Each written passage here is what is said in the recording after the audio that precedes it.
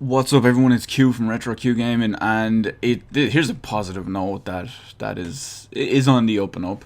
So Microsoft, who have their for anyone who has an Xbox Live Gold subscription, they have a system called Games with Gold. Now it's very similar to PlayStation Plus. Personally, I'd argue the feature set of it is slightly better, whereas the game selection might not be.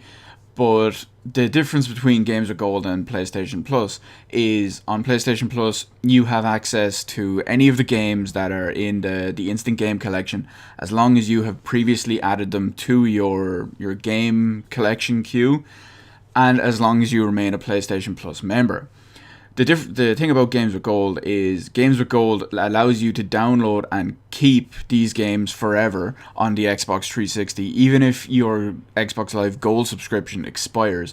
Or on the case of Xbox One games, you have access to the games as long as you have a gold subscription. Now, that's how it was when it was first announced. I don't know if that's changed because I've never seen anything say that the Xbox One part of it has changed. But generally, the offerings with games with gold are fairly weak, in my opinion. They're oh god, they're I mean, there's a lot of extremely old games or extremely unpopular games or just cheap games or indie games. Now I realize PlayStation Plus is very guilty of that as well. In particular, PlayStation Plus loves their absolute massive selection of indie titles, which makes me just not give a shit. And Xbox or Microsoft and Xbox they've been trying to improve this the whole time, and they've announced today that from now on, every month, each platform will get two games. Now, sometimes we've had the case where each one, like Xbox One might get one indie game or one small game, and Xbox 360 might get two games. I think at one point for maybe 1 or 2 months that we got one game per platform. But in this time, it's going to be at least two games per month per console. So now they've also commented that they're going to up the quality and relevance of the games as well, which I feel for games with gold anyway in particular, that's very important because, like I mentioned, the selection I always found was fairly lacking. I mean, since games with gold was implemented in, I think it was summer of 2013. It was just after the E3 because they offered Fable 3 with the announcement. I mean, I think I've downloaded maybe 4 games with Games with Gold, and I mean, I don't think I've even played them. I just think I downloaded them because I had my 360 or my Xbox One on, and I just happened to say, oh well, there's a free game. I'll download that for the lulz.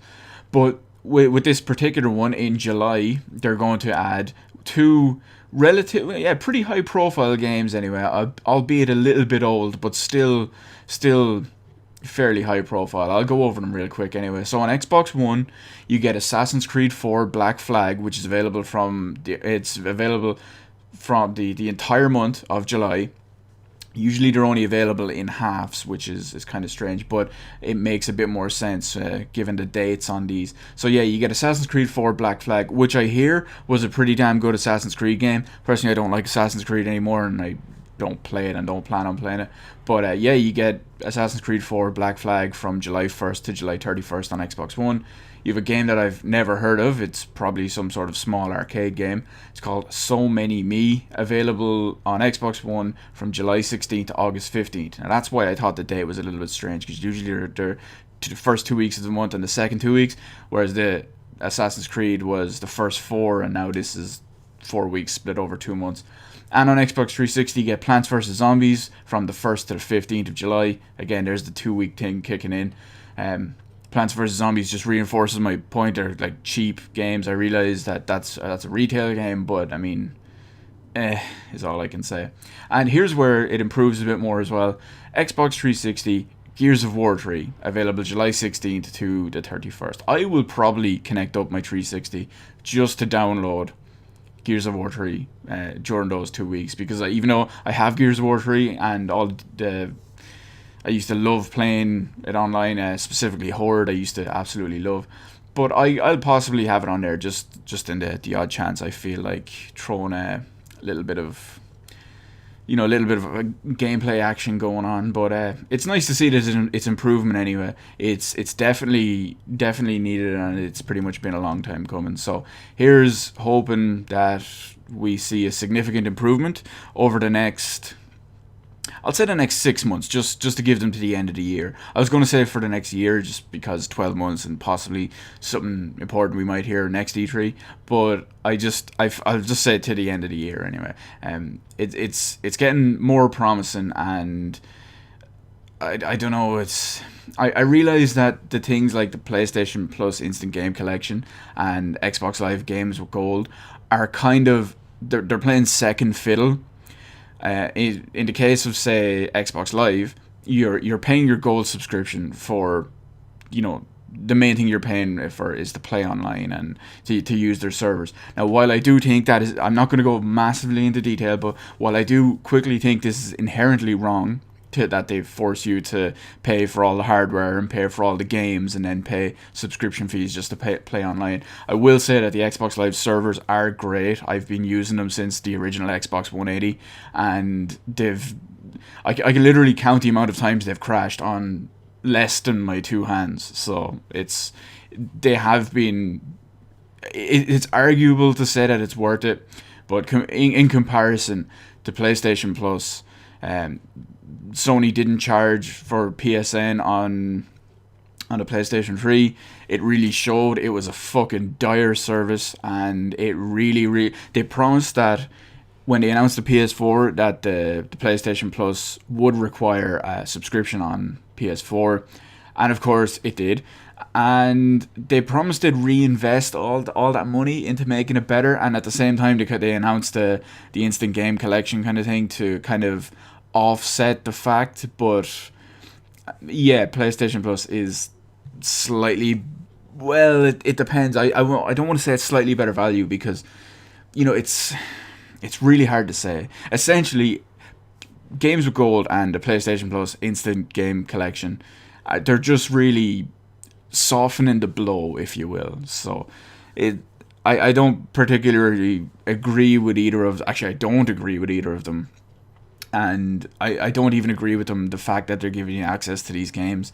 It just it doesn't really make it worth it. I mean, you can get I don't know what I think it's called GameFly in the US, or they have those services where you can pay like a subscription fee every month and you can rent games and they will send them out to you, and it will be cheaper than like a month of shitty indie games or shitty 4-year-old console games or something like that. So I mean, I know it is there to soften the blow, but personally it's just not worth it, because usually by the time games hit the Instant Game Collection or Xbox Live Games with Gold, they're 6+ months old. If I was interested in playing that game, I would have done it already. That's for the most part. I mean, every game I have on the only two games, actually, here's a good example. The only two games on the Instant Game Collection that I've ever used on both the PS3 and the PS4 is Dead Nation Apocalypse Edition, because I originally had Dead Nation on the Xbox or on the PS3, and I liked it.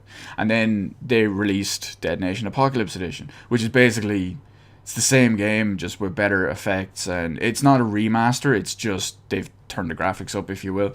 So it basically just runs on the PS4. It plays better, it looks better. It's not really a remaster, like I said, but that was there when I got my PlayStation Plus. I was like, yeah, fair enough. I'll play this. That's about it. And the other one I wanted was also on the PS4. It was I had wanted to play that game Outlast. Now I used Outlast footage from the PC way back on one of my first videos, but I really wanted to play Outlast, but I didn't want to buy it on the PS4. Like, I knew it was on Steam, but I didn't want to buy it on the PS4 or to buy it on Steam, and then it turned out to be crap. But that was what I didn't want to do. So what I did was I used the Instant Game Collection, because it was on the Instant Game Collection the same time as PlayStation, or as Dead Nation Apocalypse Edition. And I downloaded it, tried it out. I was like, yeah, this is beast. And I went and got it on PC. So actually, I think I bought it on PS4 as well, and then I bought it on Steam on a sale. I can't remember. I'm getting off topic because I've been talking about PlayStation Plus and the uses and all of it, and really this is about Xbox Live Games with Gold. So hopefully that's improving, and that's always a good thing, because more big games, more relevant games, and just more games is always important, especially if it is there just to soften the blow of what you shouldn't be paying for anyway. But well, it is what it is. So let me know in the comment section below what your thoughts on the whole games, you will go with Games with Gold and Instant Game Collection.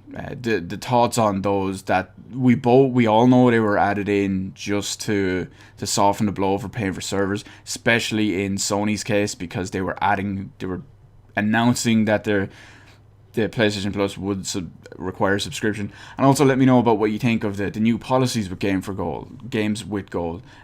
2 games per month, and hopefully better quality games, like they promised, at least, anyway. So let me know all that in the comment section below. Hit the like button, hit the subscribe button. Follow me on Twitter, details in the description below. Thank you for watching, and I will see you on the rest of the videos in my channel.